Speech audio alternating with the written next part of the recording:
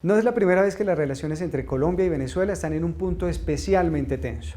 Diplomacia del micrófono, acusaciones no probadas sobre supuesta injerencia en asuntos internacionales y amenazas sobre acciones contundentes desde Caracas han sido comunes durante los últimos años, pese a la historia común de hermandad entre ambas naciones. Hagamos memoria. Después de permanecer unidas hasta su independencia de España, Colombia y Venezuela se separaron en 1830, pero eso no significó que los acontecimientos políticos, económicos, sociales y culturales de un país dejaran de afectar al otro. Fue desde Colombia que comenzaron a gestarse los gobiernos militares tachirenses de Cipriano Castro y Juan Vicente Gómez. No en vano, uno de esos planes políticos se llamó Plan Barranquilla. Tanto en Venezuela como en Colombia surgieron grupos guerrilleros en el siglo XX. Venezuela resolvió el problema en los años 70 por la vía militar y luego con una política de reconciliación de Rafael Caldera. Fue por ello que pudo dedicarse a sacarle jugo a su riqueza petrolera y convertirse en zona de paz y desarrollo mientras Colombia seguía echándose bala. Con semejante atractivo, lo más lógico era que se produjera una ola de migración colombiana hacia Venezuela. El éxodo creció a medida que arreciaban la violencia paramilitar y guerrillera. Pero la fiesta en Venezuela se acabó cuando los precios internacionales del petróleo cayeron y cuando quedaron en evidencia las prácticas corruptas de sus gobernantes. Delimitación de fronteras. Colombia y Venezuela comparten una frontera de 2.200 kilómetros y tienen un litigio limítrofe pendiente por resolver en aguas marinas y submarinas del Golfo de Venezuela o de Coquibacoa. Así, por ejemplo, en agosto de 1987 la presencia de una corbeta colombiana en esa área estuvo a punto de generar una guerra binacional. Pero primó la cordura y los dos países decidieron desgolfizar sus relaciones, privilegiando los temas económicos y culturales. Crisis de los años 90. Hugo Chávez lideró un intento de golpe de Estado en 1992. Fracasó, lo metieron preso, salió de la cárcel y finalmente se postuló y llegó a la presidencia de la República de Venezuela en 1999 por elección popular. ¿Qué prometía? Acabar la corrupción y ayudar a los más pobres. ¿Qué pasaba en Colombia? Que Andrés Pastrana fue elegido con el mandato de hacer la paz con las FARC, pero fracasó. El péndulo giró entonces a la derecha y llegó a la presidencia Álvaro Uribe con el mandato de derrotar a la guerrilla por la vía militar. Chávez y Uribe. La coincidencia en el poder de dos personalidades caudillistas como las de Chávez y Uribe elevó las tensiones en ambos lados de la frontera. Chávez denunciaba que desde Bogotá se gestaban planes hasta para asesinarlo. ¿Algún parecido con lo que pasó luego entre Santos y Maduro? ¿Qué hacía Colombia por esa época?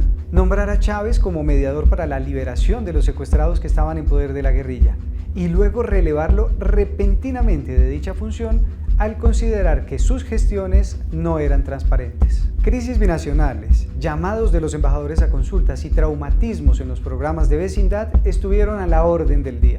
Capturaban a 180 supuestos paramilitares colombianos en Venezuela, bajo acusaciones de fraguar un plan para matar a Chávez. O se presentaban roces diplomáticos por casos como el del jefe guerrillero Rodrigo Granda, quien se refugiaba en Venezuela, no fue capturado por las autoridades de ese país y aún así resultó atrapado por terceros y llevado hasta la frontera con Colombia, en donde se legalizó su captura. Eran épocas en las que hasta la guerrilla colombiana aparecía con lanzacohetes suecos oficialmente vendidos al gobierno venezolano. Había de todo. Paramilitares, guerrilla, delincuentes comunes y bandas criminales atizaban los problemas de seguridad en la zona. Tráfico de drogas, de gasolina y contrabando en general eran y son sus principales actividades. Vino entonces la época de Nicolás Maduro y Juan Manuel Santos, quienes al comienzo eran los mejores amigos. Colombia se valió de Venezuela para sentar a las FARC a una mesa de negociación y hacer que el proceso de paz despegara.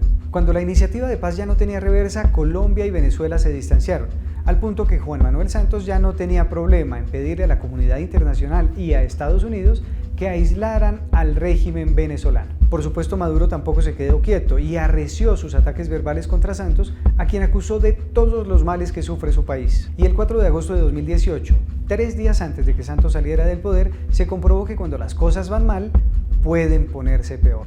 En hechos que aún generan muchas dudas, Maduro fue evacuado de emergencia cuando presidía una parada militar que fue interrumpida por 2 explosiones de drones en Caracas. Según él, se trató de un atentado contra su vida y responsabilizó de inmediato a Estados Unidos y a Juan Manuel Santos. Por supuesto que anunció una dura contraofensiva para mantenerse en el poder, situación que hace temer no solo por el recrudecimiento de la violencia en su país, sino por posibles provocaciones contra Colombia.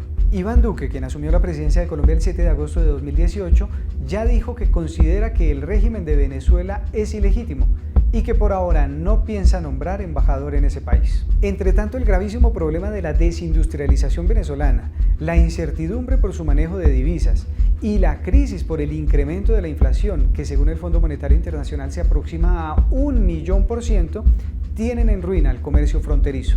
Y cuando hay problemas económicos internos, lo más seguro es que las tensiones con los países vecinos se incrementen.